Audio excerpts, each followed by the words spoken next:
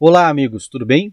Meu nome é Josemar Bueno e vamos dar continuidade aqui à nossa análise da nota técnica 137 da ANEEL, que fala sobre um novo mercado de sistemas de armazenamento distribuído, uma espécie de GD, só que de armazenamento distribuído. Bom, para quem caiu de paraquedas nesse vídeo, a ideia é bem simples. A ANEEL ela fez uma consulta pública com várias perguntas ao mercado, e recebeu várias respostas que eles chamam de contribuição.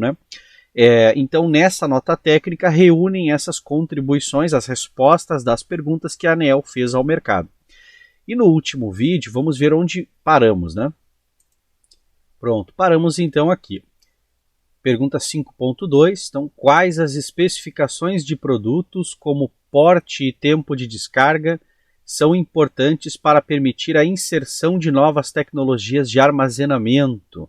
E aí temos muita coisa aqui, então é isso que nós vamos analisar neste vídeo, mas antes eu quero deixar dois convites para vocês. E o primeiro convite é para que conheçam o nosso grupo de negócios, o Mercado Livre de Energia em Foco. Neste grupo, pessoal, nós realizamos 2 lives semanais, temos também treinamentos exclusivos e um grupo privado no WhatsApp. Então, se você quiser conhecer, o link está na descrição do vídeo. E o segundo convite, caso você esteja pensando em trabalhar no Mercado Livre de Energia, então conheça o nosso curso de Mercado Livre de Energia. Aqui a página do curso você tem então um vídeo explicando sobre o curso, como funciona, o material de apresentação. E aqui para você entender rapidamente, quando você adquire o curso, você está adquirindo 32 horas de videoaulas, mais 30 horas de materiais extras, e você também tem 42 horas de encontros online ao vivo, aos sábados, ao longo de todo o ano.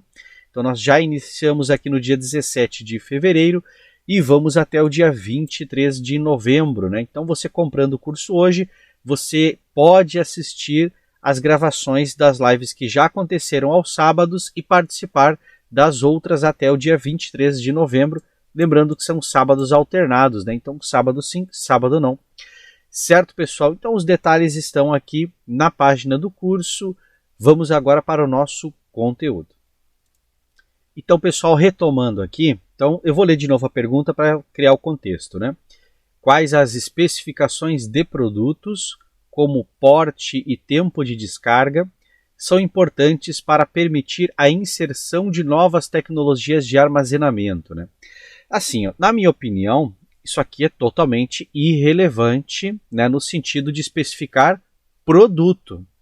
O que é uma especificação de produto? Veja, você criou um produto e você quer vendê-lo, certo? Então, naturalmente, as especificações que aquele que fabricou, que vai de fato fazer a oferta, ele precisa saber o que ele precisa especificar para que o produto tenha aderência ao mercado.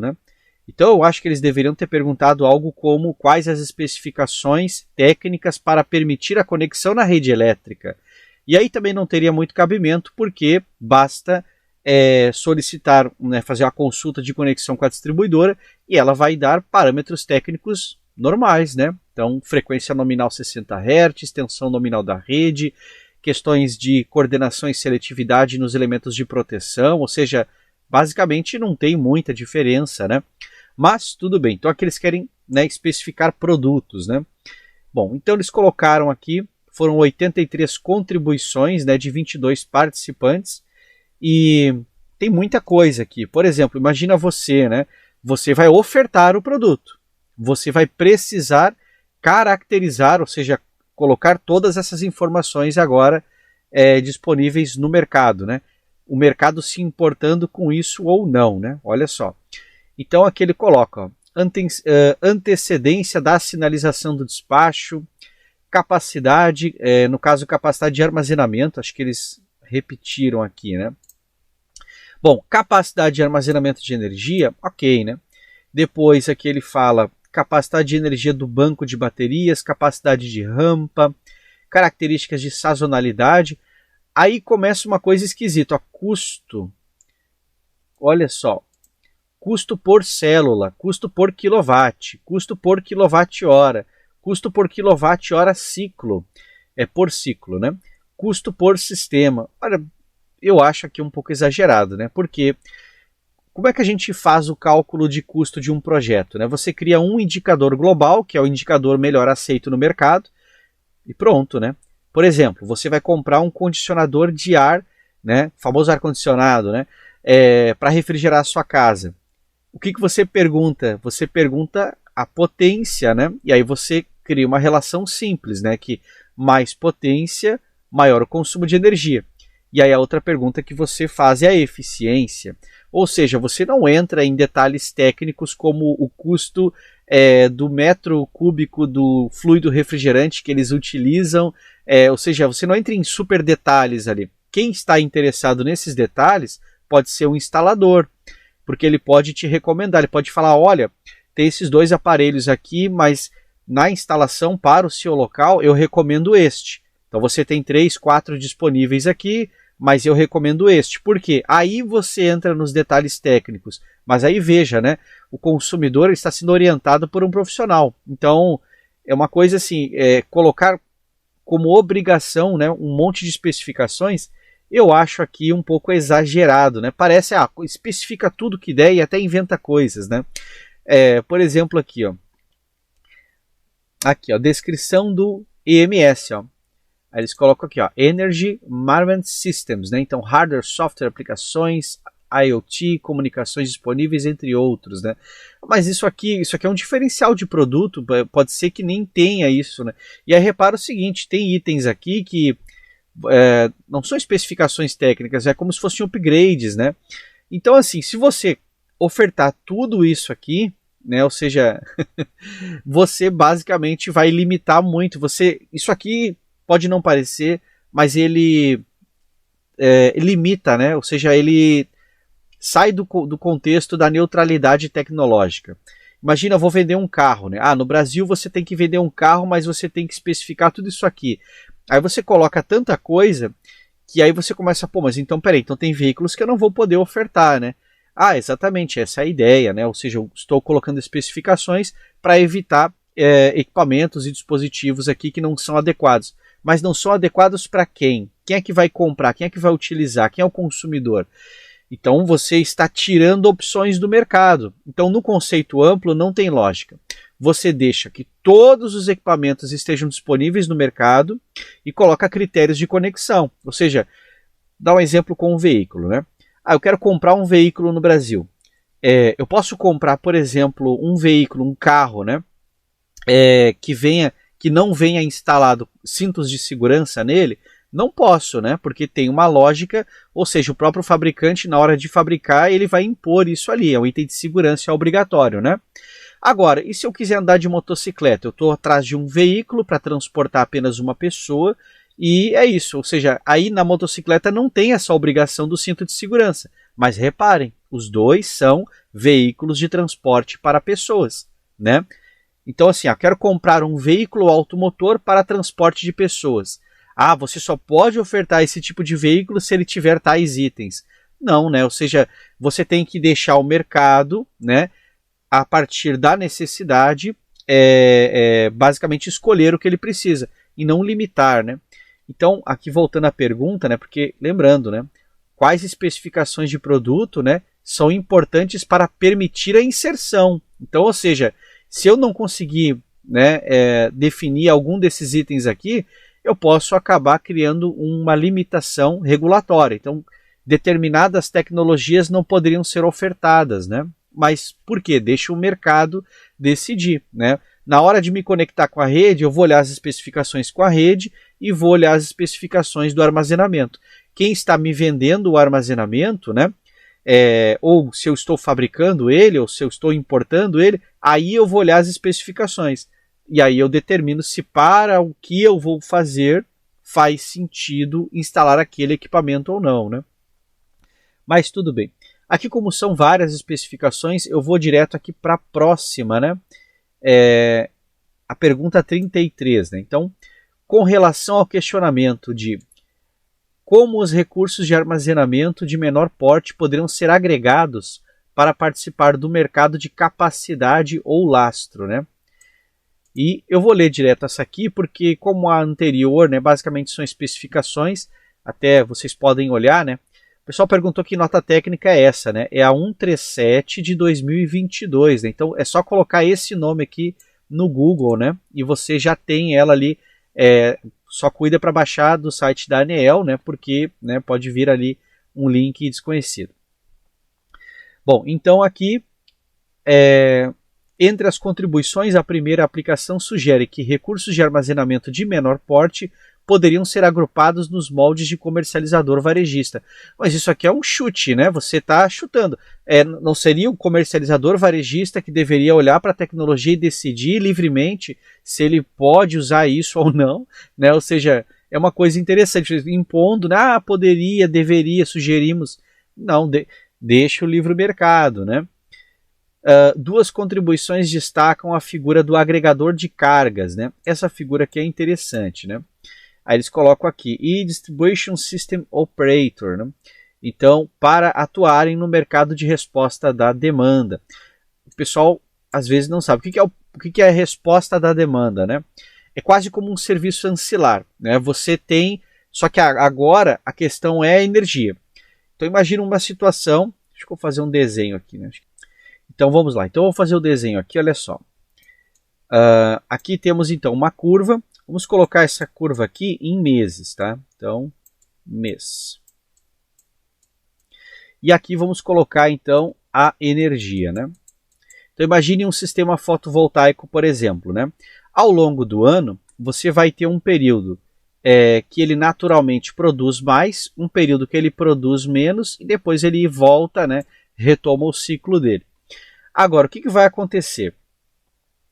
Nos meses que ele produziu mais, tudo bem, né? Você pode vender os excedentes, né? Ou seja, e pensando no operador do sistema, pensando no sistema como um todo, né? Então não é problema ter energia a mais na rede, porque você pode dar fim a essa energia, né? Agora, e se eu tenho uma necessidade? Vamos fazer o seguinte, a necessidade é mais ou menos assim, ela segue mais ou menos o fluxo e faz isso aqui, ó.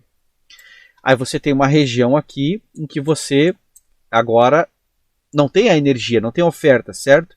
Então o que acaba acontecendo aqui?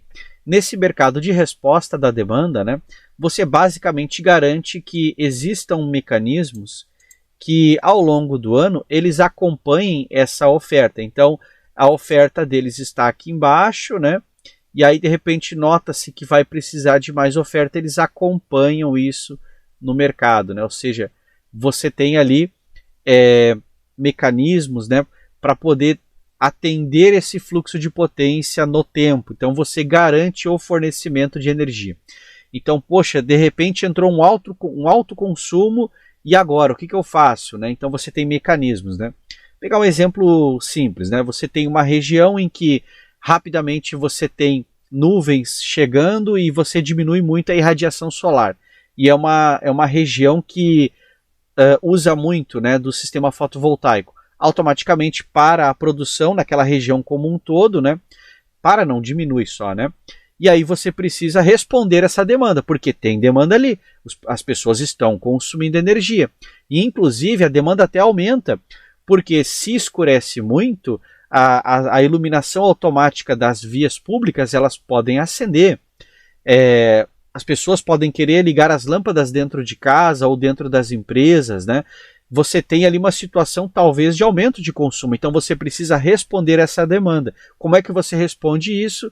Tendo equipamentos disponíveis, né? Ou seja, você pode usar o despacho de usinas térmicas, pode entrar com mais produção hidráulica, você pode também liberar a energia em sistemas de armazenamento, que é a ideia, né? O agregador de cargas, né? O que o agregador ele faz nesse caso aqui, né? Fazendo o exemplo.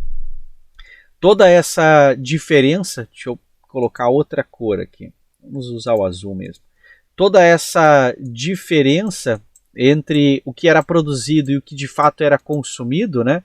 Isso é armazenado, ou seja, então quando eu vou transferir a energia para esse momento, o agregador de cargas ele guardou a energia nesse período e colocou nesse momento que era quando eu precisava, né? Então, por isso que a curva faz esse desenho de acompanhar o consumo. Então a ideia é essa, né? Ou seja, você teria mais uma alternativa para responder à demanda de mercado, né? Para responder essa mudança abrupta. Depois as nuvens passam, o sol volta, e aí você tem a normalidade da produção, e aí mais uma vez o agregador de carga pode guardar essa energia para um outro mês, né? Lembrando que isso aqui vai implicar numa diferença de preços, né? Porque quando ele guardou a energia, o preço era mais barato, porque tinha muita oferta, estava sobrando. E nesse momento aqui o preço é mais caro. Então a energia que ele guardou, quando ele entra com ela e é um momento de necessidade, né? O preço é mais alto, né? Então ele tem um ganho aqui, porque ele está prestando esse serviço. E antes que perguntem se, mas não é justo o preço ser mais alto no momento de necessidade. Pois é, mas daí se você não tem essa regra, você não tem o fato anterior, né? Ninguém investiria no sistema que não dá lucro.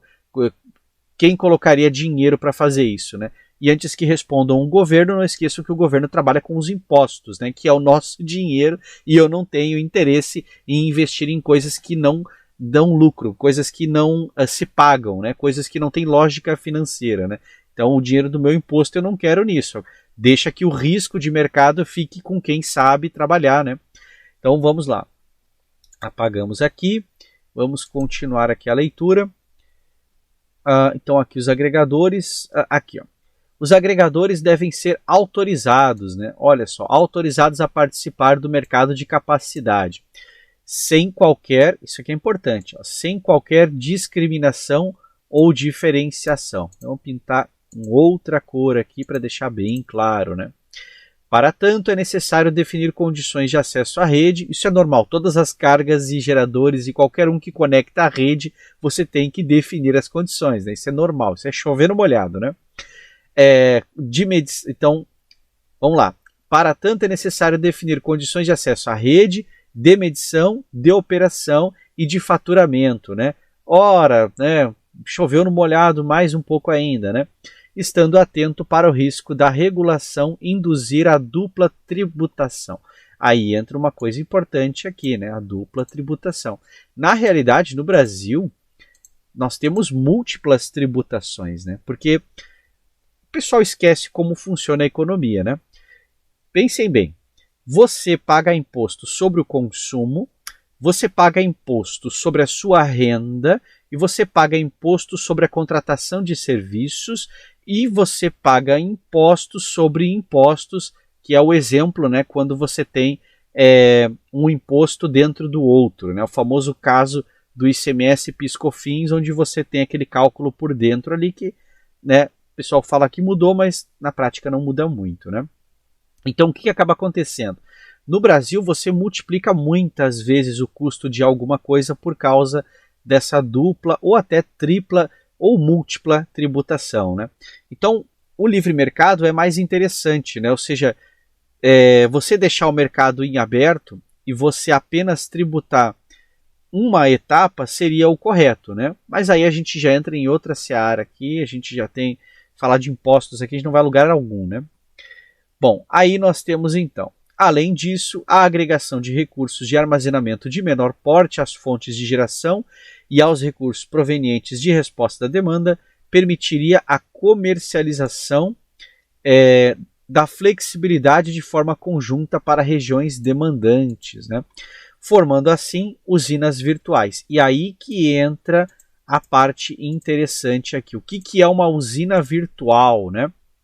Vamos deixar uma seta aqui apontada, né? O que é uma usina virtual? Imagina que você tem um bairro ou uma cidade toda, pode ser, e aí você tem milhares de geradores fotovoltaicos. Em alguns momentos do dia, de forma individual, né? Cada um produz um excedente e vice-versa, né? Às vezes eles consomem um pouco mais do que estão produzindo. Então você tem a função que é a simultaneidade da conexão, certo? Mas na média você tem um montante de energia que vai sobrar, né? Isso é sazonal, né? Tem meses do ano com muito sol, sobra mais, meses do ano com menos irradiação solar, sobra menos, né? Ou não sobra nada. Bom, o que acontece então? Uma usina virtual, ela olha para isso do longo prazo e você pode configurar um software para ser uma usina virtual de geração, ou seja, geração de energia virtual, onde você compra a produção futura. Então, por exemplo, eu não tenho geração fotovoltaica, mas o meu vizinho tem e outros vizinhos têm, e aí eu penso o seguinte, bom, no verão eu não vou viajar, vou ficar em casa, vou trabalhar um pouco mais, mas eu não quero passar calor, né? Eu queria poder ligar o ar-condicionado à vontade. Puxa, mas aí custa dinheiro, né? Mas se eu comprar energia antecipada, vai sair mais barato, né? Então eu vou lá na usina virtual e compro um montante, por exemplo, de 1 megawatt-hora para usar nos meses de janeiro e fevereiro. Ou seja, eu vou ficar com esse saldo lá no armazenamento. Mas essa energia está onde? Essa energia ela vai sobrar, ou seja, a usina virtual sabe que existe um montante, que é uma capacidade que ela tem de fazer sobrar, por exemplo, 1, 2, 3 megawatt-horas no ano.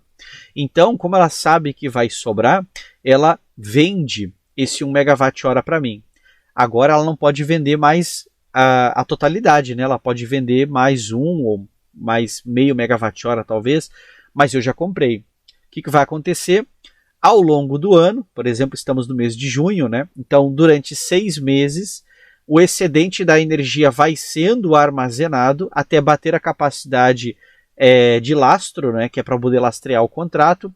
E lá no mês de janeiro, o que eles vão fazer? Eles vão injetando, vão liberando capacidade de armazenamento e eu vou consumindo essa energia. Então, esse é um exemplo de como funciona uma usina virtual. Você reúne, né, de forma descentralizada vários geradores em uma representação virtual do que será a produção daquele montante.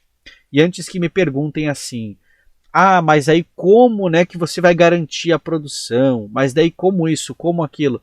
Pensem que em outros países isso já existe e as respostas das perguntas basta olhar como eles trabalham.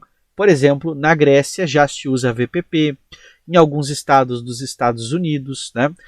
Se eu não me engano, na Austrália também, não me lembro de cabeça todos, mas a internet está aí, né? Pesquisem então aplicações de VPP, né? Virtual Power Plants ou usinas virtuais, em países do mundo, né, que não sejam o Brasil, porque o Brasil ainda não tem, e aí vocês vão perceber como eles fazem, como funciona. E aí vocês vão perceber que no Brasil também funcionaria, inclusive funcionaria muito bem, porque o Brasil ele tem uma produção muito boa de energia na forma descentralizada, né? E esse modelo de VPP ele criaria modelos de negócios descentralizados, ou seja, você não teria mais a necessidade de grandes investimentos estruturais governamentais. Por quê? Porque o mercado, conforme aumenta o consumo, naturalmente alguém aumenta na oferta. Veja só, se você pode vender excedentes de energia e você já tem um sistema fotovoltaico, você vai querer instalar mais algumas placas, né? E a resiliência é muito maior, porque, veja só, no meu caso de 1 megawatt-hora, como eu coloquei ali, né? Vamos supor que uma usina parasse de funcionar. Só que como ela é fragmentada, ela é só um percentual pequeno, não vai afetar tudo, né? E aí no lastro você sempre tem uma fração ali que é como se fosse uma reserva técnica, né? Ou seja, você teria que dar o azar de que várias instalações descentralizadas, né, individuais, tivessem problemas ao mesmo tempo para daí prejudicar o sistema. E mesmo que isso acontecesse, como é tudo descentralizado, o agregador de carga, né, que é o agente armazenador de energia, ele poderia então simplesmente ofertar, né, a compra da produção para outros participantes, porque aí você tem todo o Brasil, uma vez que o mercado livre de energia não tem limitação geográfica, né? Você pode operar em todo o Brasil. Então, é um exemplo, né, do que podemos ter aí. O pessoal pode achar que, porque é muito fantasioso, é muito futurístico. Não, já existem em outros países, o Brasil está há 20 anos atrasado. É como você falar que, ao invés de ter um transporte público centralizado, onde um governo cria as linhas e cria as regras de embarque, desembarque e tarifa, você venha com uma ideia de um transporte descentralizado, onde as pessoas oferecem o serviço e a demanda, né, pela própria demanda, né, rege o mercado, como é, por exemplo, a uberização, né? Então, existe um modelo de negócios, ele é aplicado em outro local do mundo, pode ser que funcione no Brasil, pode ser que não funcione, mas está aí, né? Não podemos ignorar, temos que entendê-lo, né? Bom, vamos lá que eu fiquei muito tempo nesse ponto, né? E aí começa, ó, já as usinas virtuais de energia, as virtuais power plants, onde se integrariam sistemas de armazenamento, isso aqui é muito importante, né? Vamos colocar aqui, vamos mudar a cor. Então, sistemas de armazenamento, geradores descentralizados de médio porte e cargas flexíveis, uma central de controle é responsável pelo despacho das unidades conectadas. Não é despacho, pessoal. Aqui eles colocam responsável pelo despacho, não é despacho. O que acontece é, veja, não tem como despachar uma usina fotovoltaica, não tem como despachar um parque eólico, não tem como despachar determinadas fontes de produção, né? Então, você não pode falar despacho. Você, na verdade, sabe que existe uma sobra ali e ao invés de fazer o famoso empréstimo gratuito à rede, você permite que pessoas cobrem para armazenar. Né? Você tira essa responsabilidade da distribuidora. Até porque é um desvio de função. Né? A distribuidora, a função dela é distribuir a energia e não armazenar energia ou servir de fornecedor de energia. Ou seja, o pessoal fica embutindo muitas coisas. É porque é muito fácil, né? Você escreve ali na lei, a distribuidora agora é responsável por tal coisa, né? Não funciona bem. Deixa que o mercado, cada agente se especialize e cada um oferta o seu serviço. Porque aí se aquele serviço passa a ficar irrelevante, aí automaticamente outro serviço toma conta daquela função. Um exemplo, né? Há muito tempo atrás, para você contratar serviços de armazenamento, você tinha que instalar um servidor de dados no local. Você tinha que comprar vários HDs ali de alta capacidade e instalar um servidor para poder ter um backup da empresa. Hoje você faz uma assinatura ali, por exemplo, da AWS da Amazon ou da Google, quaisquer outros serviços, né? E pronto, você sincroniza tudo que você tem em todos os computadores de forma descentralizada na sua empresa, todas as máquinas ali trabalhando, fazem o backup direto para a nuvem. Aí, meu computador deu um problema, não está mais ligando. Não tem problema, pega outro notebook aqui, pronto, sincroniza os dados, faz o backup total da máquina, pronto, agora segue trabalhando aí, produz, vai lá trabalhar, pronto, está resolvido o problema, né? Como é que seria antigamente, né? Eu tenho que pegar a máquina agora, fazer um backup aqui do local, e se o servidor de dados tem um problema, né? Ou seja, você tem um custo, né? Porque você usa muito espaço, é muito caro, pode ser que o próprio servidor estrague, né? Por exemplo, não, vou te dar um notebook aqui, eu vou fazer um backup agora, já te entrego outro novo aqui, depois eu mando consertar esse. Aí você vai lá e não consegue restaurar o backup. E agora? Mas a Amazon talvez também não consiga. Não, porque é descentralizado, eles têm múltiplas cópias, ou seja, eles têm backups dos backups. Então você tem ali uma lógica de mercado diferente, né? Bom, aqui, por fim, é trazido que mercados maduros estão buscando recursos de armazenamento distribuídos, né? E integrando-os por meio de plataformas, né? Vamos marcar aqui, ó, mercados maduros estão buscando, né? Então, como exemplo, na Inglaterra, a plataforma Picoflex, o nome é bobo, né? É Picloflex, né? Picloflex promove a integração entre operadores de rede e fornecedores de energia. Então, geradores, consumidores e armazenadores, né? Entrei aqui na Picloflex, né, para a gente observar, bem interessante, né? Então, olha ali, ó, mais de 300 provedores, 10 gigawatts de potência, bastante isso, né? Porque a Inglaterra é pequena, né? Então, para a Inglaterra é grande, né? 1.200 aqui, 1.200 competitions. Será que são participantes aqui? E aqui tem um mapinha bacana, olha aí, depois vocês entrem no site aí da Picloflex, né? Aqui são os parceiros, olha que massa, né? Isso aí, pessoal.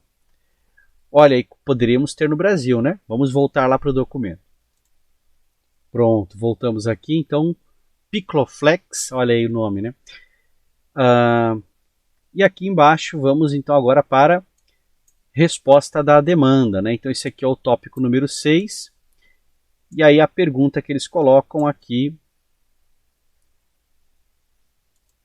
O que aconteceu aqui? Cadê a ferramentinha? Aqui. Pronto. Então, quais as principais barreiras para que os sistemas de armazenamento sejam instalados junto à instalação dos consumidores e participem do programa de resposta da demanda, né? Então, essa aqui fica para o próximo vídeo, né? E é isso, pessoal. Então, antes de encerrar, quero deixar 2 convites novamente para vocês. E o convite é que conheçam, né, nosso grupo de negócios, o Mercado Livre de Energia em Foco. E o segundo convite, que conheçam também o nosso curso de Mercado Livre de Energia. Os links estão na descrição deste vídeo e também tem os links, né, para o grupo do WhatsApp e o grupo no Telegram. Certo, pessoal? Então, um grande abraço e até o nosso próximo vídeo.